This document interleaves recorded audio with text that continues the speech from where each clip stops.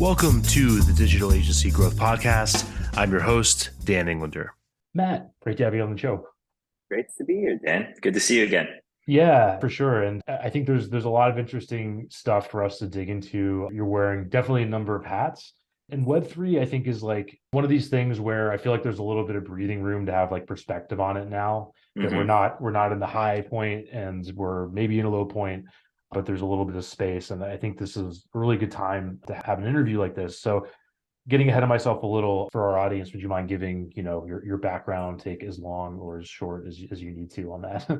Yeah, of course. So I have been a career-long marketer and salesperson in one regard or another throughout the last decade or so.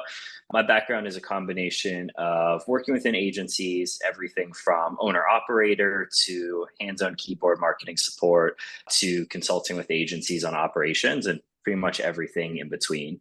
The most recent company that I was at was Marketer Hire for about a 4-year stint. There, I was part of the founding team, helped the company grow from smaller product up to unicorn status in roughly that 4-year period.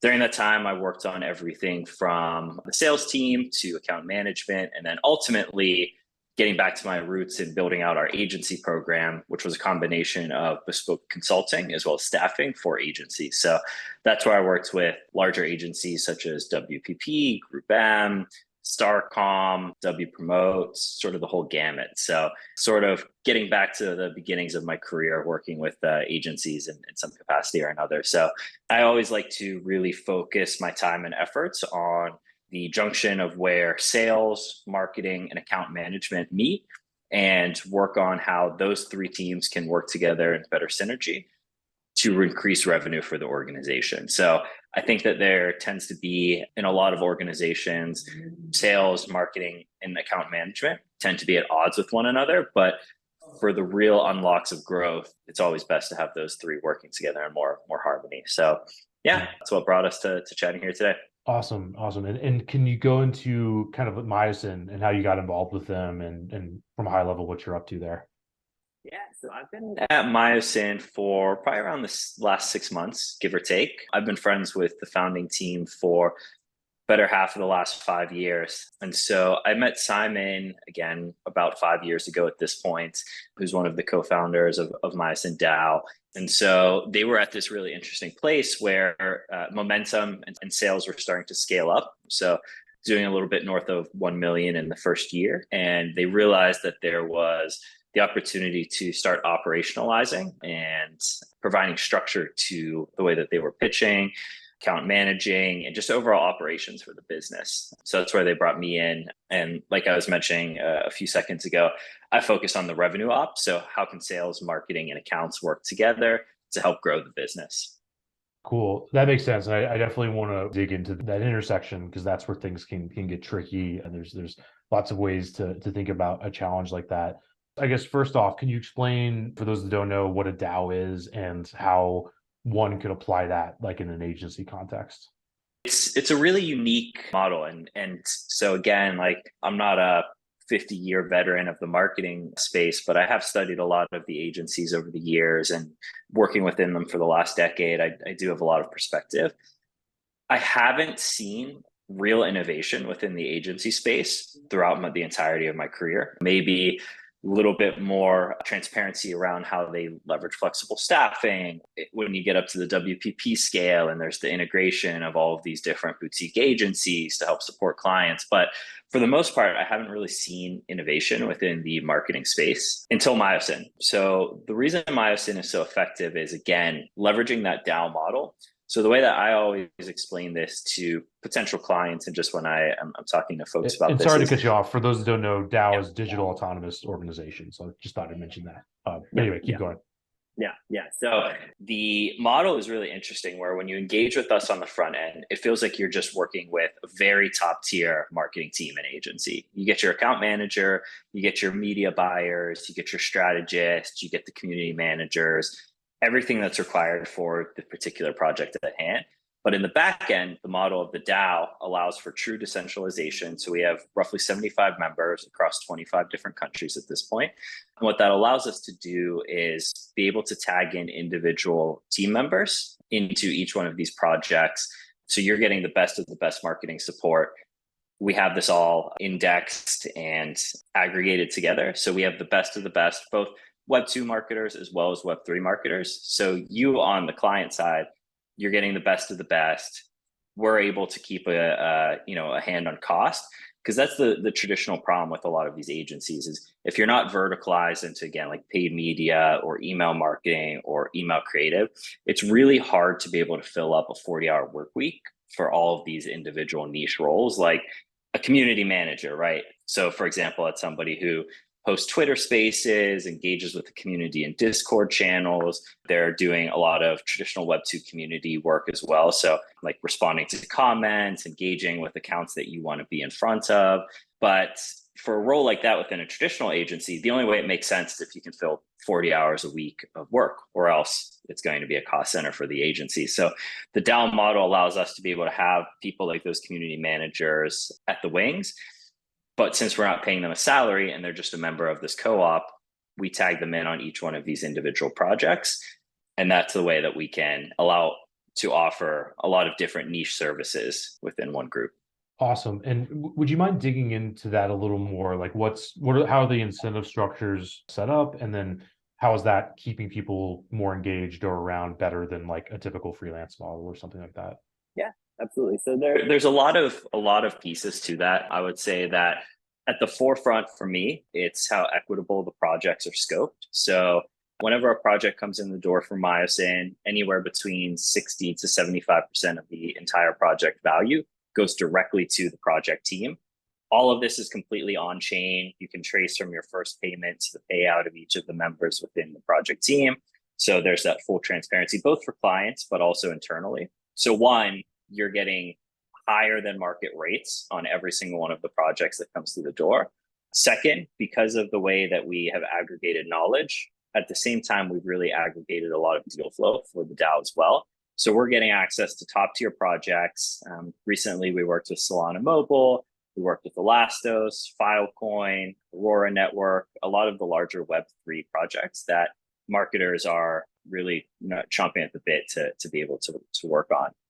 And the way that we incentivize them is through the application to the DAO. We're vetting for quality, we're vetting for fit within the community itself, and then also expertise. So that 3-step vetting process really makes sure that whoever we're admitting into the DAO, top tier, they're in it for the long term, they understand the vision, and that allows us to be able to keep really top tier talent engaged for long term. Yeah, that makes sense. So if I understand right, if I'm a brand and I'm hiring Myosin, 60-70% of the project is going out to the people actually working on it. And then you can trace the individual people that are getting that revenue and so on.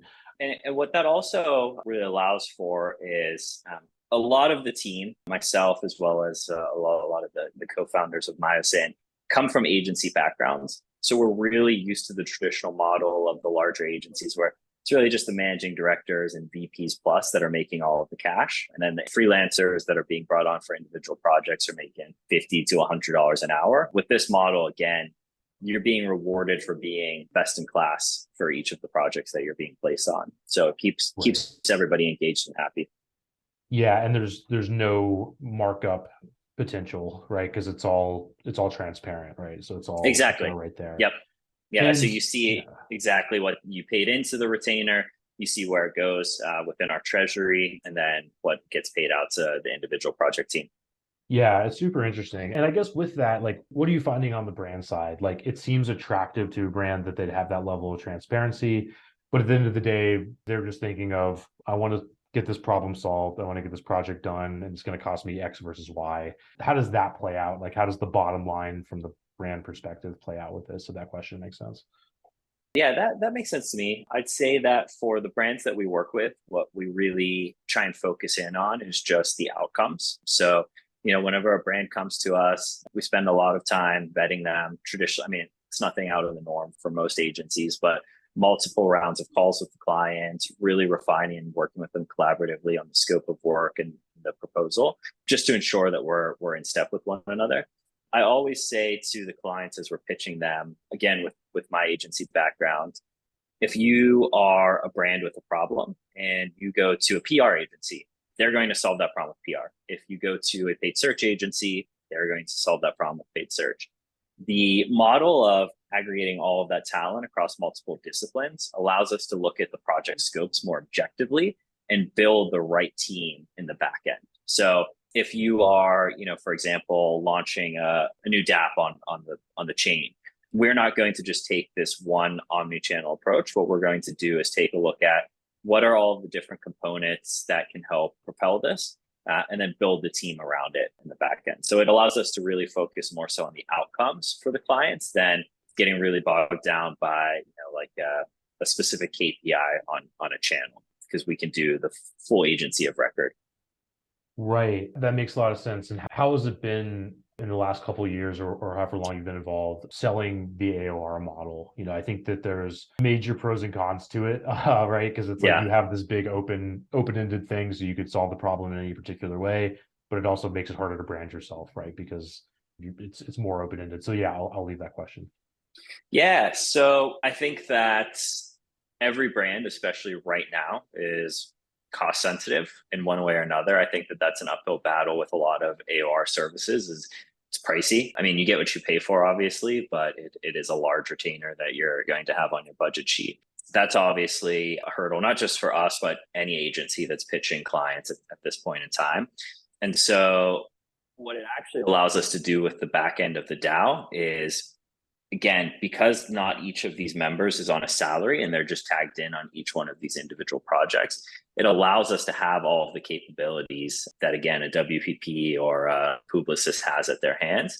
And you're getting access to that whenever you compare it to those larger agencies at a much higher discount than you would find. Again, like a typical agency of record, WP or whatever, is $500K a month, something around those tiers. If you're coming to us, you can get something below six figures, and we'll take care of everything from messaging to content creation to media buying, PR, developer relations, pretty much everything A to Z for it. So, where in some cases it might be limiting, because if you're a traditional agency and you just have your internal employees and then maybe a few freelancers on the side, it can cause you to scramble to have to staff a account that's that large. But for us, it really feeds really nicely into the DAO model of being able to build the correct team for the client. Got it. And just to understand that model a little bit better. So that 60 to 70%, that's just like going into a pot, and then everybody that's part of that, the DAO, gets a piece of it, or is it on a project by project basis, depending on who's working on it? Yeah, so project by project basis, but I'll break that down a little bit more. So let's say, you're coming to us for a minimal engagement. So let's call it 10K a month. Of that 10K a month, let's say you have your account manager and a strategist and let's say a community manager. So those three members that are working on your project, they'll receive 60% of that directly. So 6K of that per month is getting distributed to those three different members, and that's on a very equitable split. Then what we take from the remaining is 10% of it goes to whoever brings the deal to the table. So whether or not that's inbound, that just gets rolled up into our treasury. And I'll explain what the treasury is in a second.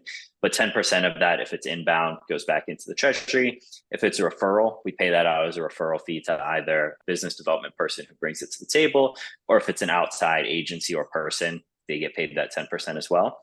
And then that leftover, typically like 25, 35%, that goes into our treasury. So what a treasury is basically within the DAO, so Decentralized Autonomous Organization, the DAO itself is able to vote on how the funds are leveraged. So again, when the project comes in the door, percentage of that goes into the treasury, which is just, think of that as like a open ledger business account that everyone has view into. People have a say in how that gets allocated and how we spend it. Typically, what we do with that is we do a lot of in-person events and activations. We're also using a lot of those funds to build out a product studio in the back end. So we're launching a lot of upcoming Web3 MarTech tools and SaaS. And so it really allows us to be able to take a lot of control over the funds and operate the business in a way that isn't only just best for the core team and the founders, but also the direction that the DAO wants to see the products and the agency head. Got it. That makes sense. And then for the roles that aren't directly associated with the engagement, like servicing the engagement, I should say, like if you have like a dedicated sales role or admin or whatever, are those people paid out through the treasury, or how does that typically work? Yes, so it depends. So it's a combination of both what's paid out via the treasury and then also just what's hunted. So, I mean, if you're a business development or a salesperson, we don't have any full-time employees other than myself and one other person plus the co-founders. And so, yeah, there's no salaries, no costs that we have sunk on a monthly or annual basis. Business development folks, they just get a percentage of the deals that they bring to the table. And then you as a member of the DAO get cash through the projects that you work on. We also have, so this is getting into some more of the details of the DAO. So we also have our own governance token. So what a governance token is you can basically think of it as just like there's all these other, tokens and coins that are out there, but it's very specific just to our DAO. What it does is it gives you ability to vote on where treasury funds go, things like where our next in-person events and activations going to be. And there's a lot of other cool smaller things that get to be leveraged through those tokens. So we also comp a lot of the contributors through that governance token. So it's a great way for us to be able to reward people who are contributing, for no cash, and then also give them some more power and autonomy of how we run the DAO. Got it. That makes sense. And to go to, to the employee or the ops side a little bit, like what's a day in the life like for somebody that's active on a project in the DAO versus if they just run, typical part-time freelance model? Like, how does the lifestyle compare? Like, how does the quality of the work compare? Because it sounds like it's part-time with both of those models, but I'd love to understand kind of the day-to-day differences there. Yeah, do you mean for like myself and the operator, or you mean more of the marketers who are more the people like actually active on the project and that sort of thing? Yeah. So I mean, honestly, just getting into it, a lot of marketers that have entered and are still continuing to enter Web3, the reason that they have such a high amount of excitement is it's a really innovative space where you're able to take risks, you're able to do interesting work for your clients, you're able to go out on a limb and try something that maybe hasn't been tried before. And it's not just this predetermined cookie cutter approach that I think a lot of marketing has become, where it's, you run these 5 different channels, you look at these 5 different KPIs on each of the channels, you scale and allocate budget accordingly across them, rinse and repeat for each of your clients. It's a pretty fleshed out model at this point for a lot of Web2 companies. So the reason a lot of really smart marketers are still interested in Web3 is because you can do unique and interesting work for a lot of your clients. So one, that's really interesting because of the other Web3 agencies within the space. They've gotten to the size where, there's a lot of risk. They're behind a large holding company where, if they do something that's a little bit out there, like that can blow back on the parent company. And obviously that causes a lot of red tape. So we remove a lot of that. And then I'd say that just the amount of, money that they're able to make from our platform is so much higher than any of these other freelance models out there. And they see it. So they know that they're making a certain percentage of that project when it's being scoped, whenever the payments are going out. So it feels like they're really getting an equitable piece of the pie, which is really interesting. So, and then that allows them to be able to work on a lot of other things. So it's really, really amazing to see within the DAO, a lot of these members, their second and third jobs are not just more freelance marketing. They're creative. Some of these people are writers, DJs, artists, people who have their own podcasts, have their own newsletters. So it really, really attracts creatives, but also people who are just interested in doing cool stuff. Yeah, that makes a lot of sense. And that was going to be my question, is kind of like, because with any part-time or freelance model, you always have that skin in the game problem, right? Where you have somebody and they're really good, but then you got to bring them on full time to keep them, or they'll migrate. So it sounds like the way that you're dealing with that is just a bigger pot of the money, and sort of more ownership over the process and everything. So yeah, exactly. Like, I mean, just a small example, and these aren't exact numbers or anything, but let's say just a typical community manager. So, you can equate that to just a social media manager within Web2 marketing. Those people are probably making even if they're the best of the best on the most part, under $100 an hour. So you figure their upside is capped. They have a potential ceiling that they're going to hit pretty quickly. But for the DAO, I mean, we have projects that have come through the door for, again, something very similar. And these people are making, like 8K a month working 20 to 40 hours over the course of the full month. So they're really able to take home a larger piece of the pie. We really practice what we preach, and that we want everybody in the DAO to win. For us, it's not about just cashing this out in a year or two. It's really about building up each of the members within the DAO and taking them with us as we scale this. Yeah. And how is this model progressing? Like, is it going, like, how far is it going outside the Web3 world? Are you bringing on older school freelancers or people that maybe haven't set up a wallet before? And if so, like, how does that educational process play out? Yeah, it's definitely a combination. I would say that certain industries don't necessarily need to be bogged down by the nuance of Web3, like brand marketing, for example. You can still be a really great brand marketer even if you haven't worked within Web3 yet. You can still be a really great creative director even if you haven't done creative directing for a Web3 project. So we try and look at overall skill set, but obviously there is a steep learning curve to Web3. I think if we take out some of the nomenclature like Web3 versus Web2, what Web3 really just allows is the removal of the middle layer of the media platforms. So instead of you having to, as a brand, let's say you want to talk to your most engaged customers, typically that is either you have your email list, which is probably the closest thing to the direct to your community. But aside from that, it's a lot of paid acquisition. So you're feeding all of this cash into Google display networks. You're feeding this into Facebook and Meta. You're feeding this into, Twitter, run down the list of all these different media channels. And what Web3 allows is the removal of that middle layer and going direct to your consumers and direct to the community itself. So I think that part of the learning curve is just understanding what that removal of the middle layer means for you as a marketer. But once you start to understand that, it gets you back to more of the principles of what marketing really was. Marketing is really just the pairing of demand and attention with products. And I think that a lot of these platforms like Meta and Twitter and Google over the years have really turned marketers into just data analysts, where they're just pulling spreadsheets on a daily basis, watching pacing reports, looking at a few different KPIs and just toggling budgets accordingly. That's not everyone. Obviously, there's a lot of creatives out there and there's a lot of nuance to it, but this shift is really making it so that marketers can get back to marketing, right? Like understanding how to pair attention and demand with products and in a way that makes sense for everyone. Let's face it, building proposals is a pain for most agencies. It drains your time and energy, and the fear of putting in all that effort only to be ghosted by prospects is real. But what if I told you there's a better way? Introducing Smart Pricing Table, the game-changing interactive proposal software designed specifically for agencies like yours. Developed by a former agency owner, their powerful tool cuts down on the back and forth, incorporates upsells seamlessly, and lets you build proposals at lightning speed.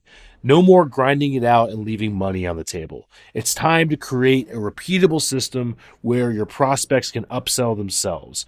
Learn more at smartpricingtable.com/DAG and schedule a demo today.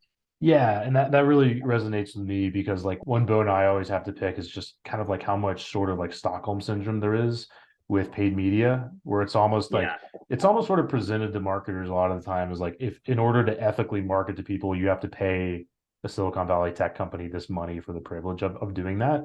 And I'm not saying that's bad or not to do it, or that there is an opportunity there, but it's like that's presented as like the only option, right? And my perspective is more with email and with outreach done tastefully and then the right way to get meetings. And it sounds like Web3 is a new version of that. It's just instead of a weak protocol with strong apps built on top of it, it's a strong protocol with many apps built on top of it. So it makes a lot of sense.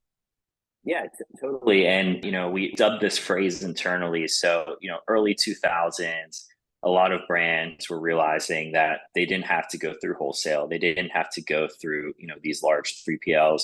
they could just go direct to community. So that was what spawned all of this innovation within the CPG and D2C space over the last 10, 15 years. And you saw all these brands that sprung up from this new model of removing that middleman between them. So we have our version of that we just call direct to community, which is the exact same thing. You're removing that middle layer of those Silicon Valley social media platforms.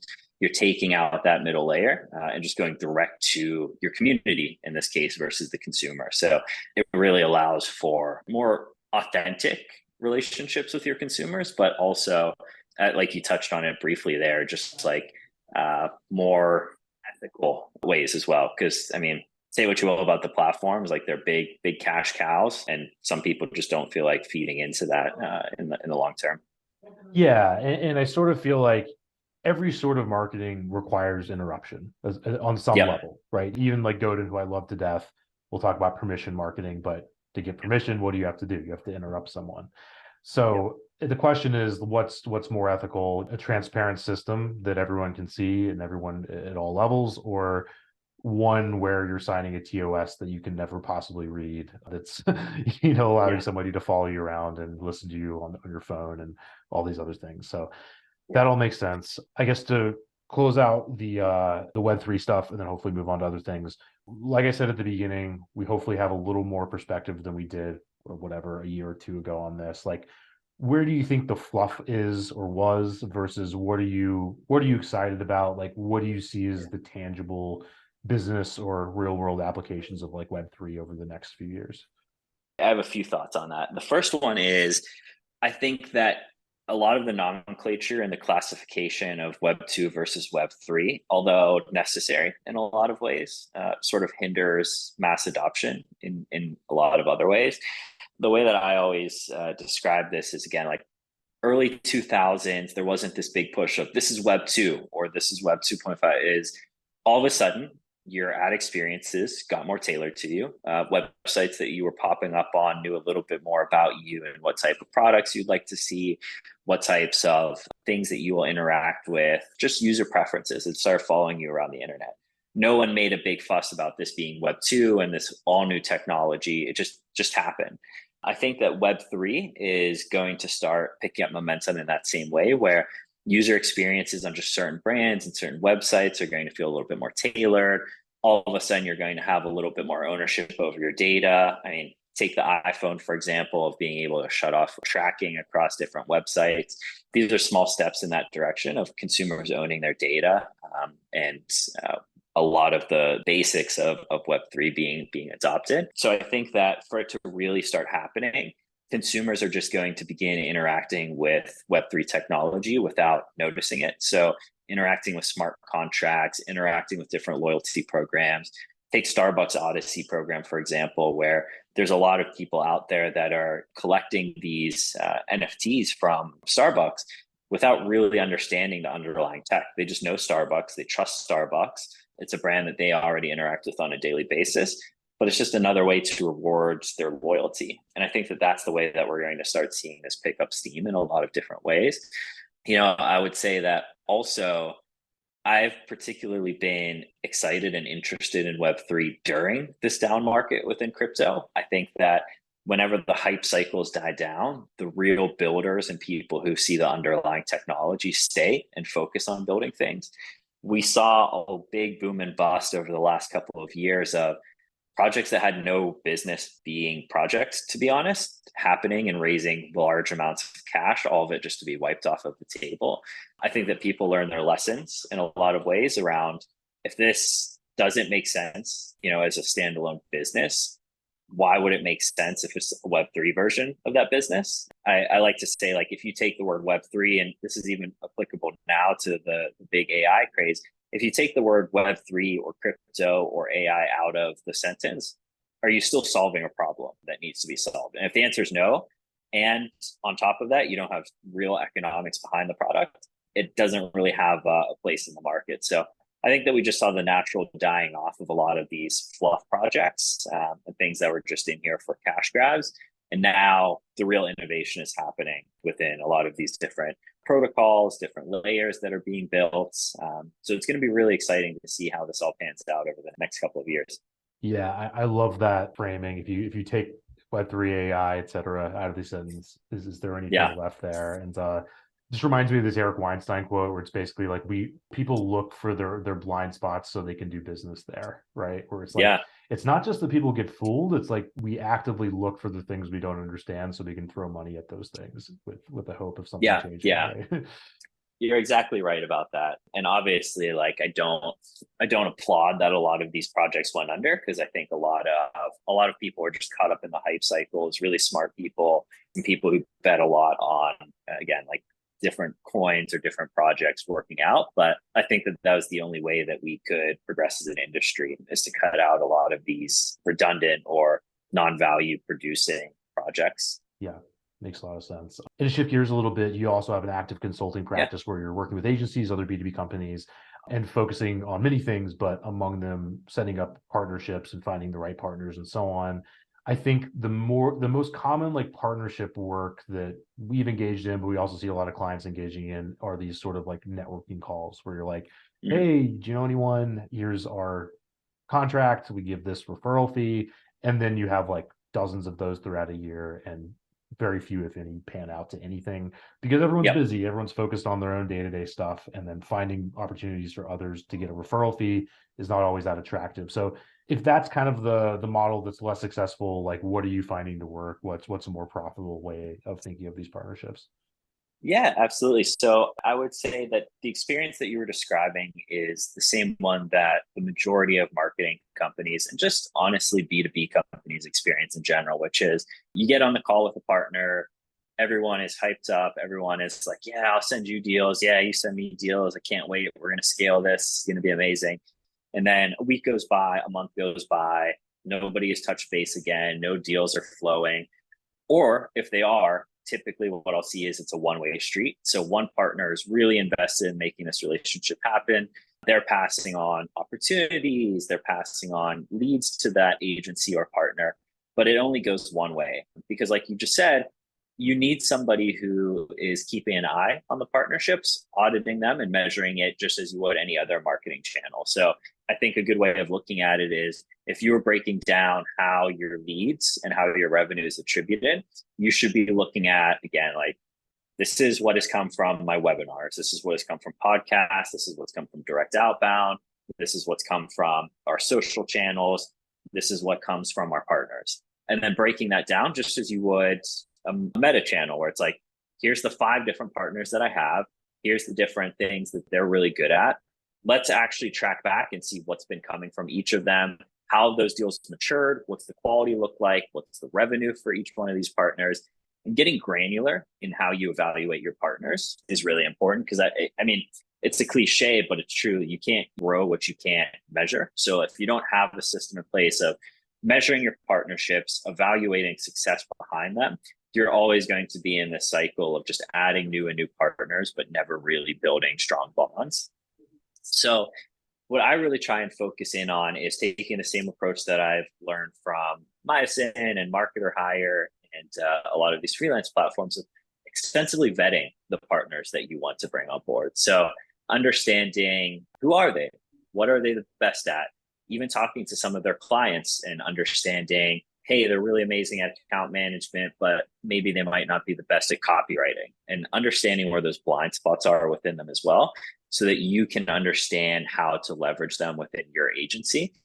And always finding complementary products, I think, is a big piece of this. I tend to see a lot of, for example, like a paid media agency. They want to go and form a partnership with, a W Promote or Tenuity, where it's like, that agency is basically full service. They're across every single different discipline.